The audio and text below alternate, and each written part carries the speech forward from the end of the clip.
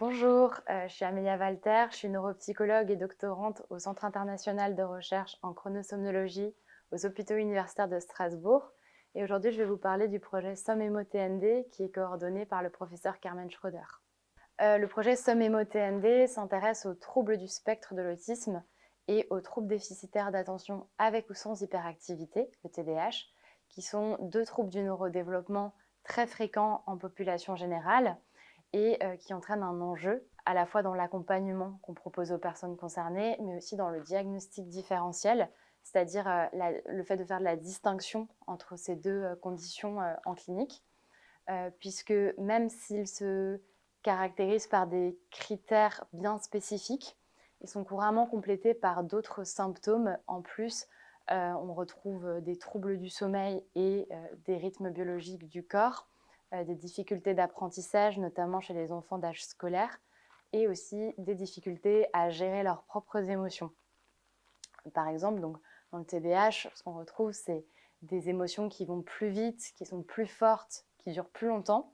tandis que dans l'autisme, on retrouve surtout ce qu'on appelle dans le jargon médical de l'alexithymie, c'est-à-dire des difficultés à identifier, à décrire et à extérioriser ses propres émotions, ce qui entraîne donc des difficultés pour pouvoir les réguler. L'objectif de cette étude, c'est donc déjà de caractériser ces symptômes de façon différente entre des enfants avec TDAH et des enfants autistes, et aussi de voir comment les difficultés à gérer ses émotions, les troubles du sommeil et des rythmes et les difficultés d'apprentissage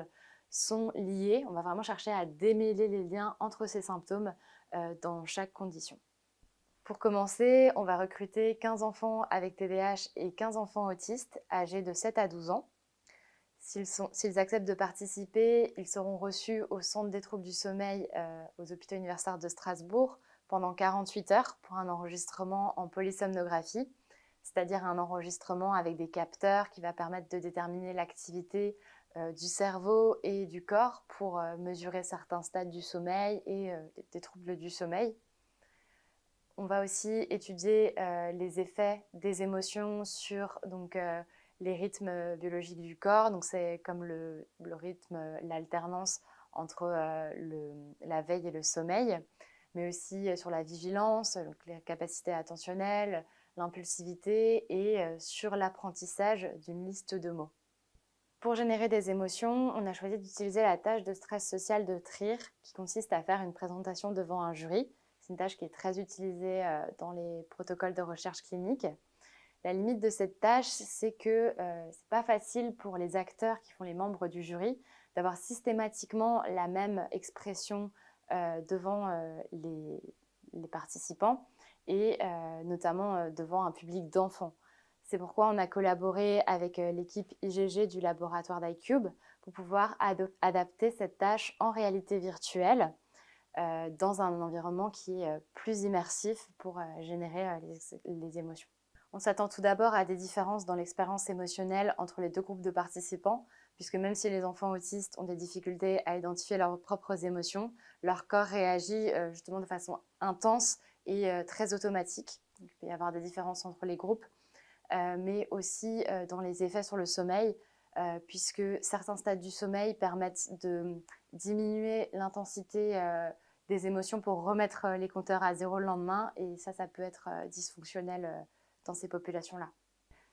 Sur le long terme, les résultats de notre étude devraient nous permettre d'apporter d'autres éléments de compréhension dans la distinction entre l'autisme et le TDAH pour pouvoir améliorer, affiner les démarches diagnostiques des personnes concernées, mais aussi d'apporter des éléments pour mieux cibler les thérapies qu'on propose, que ce soit pour les troubles du sommeil et des rythmes, mais aussi pour la gestion des émotions.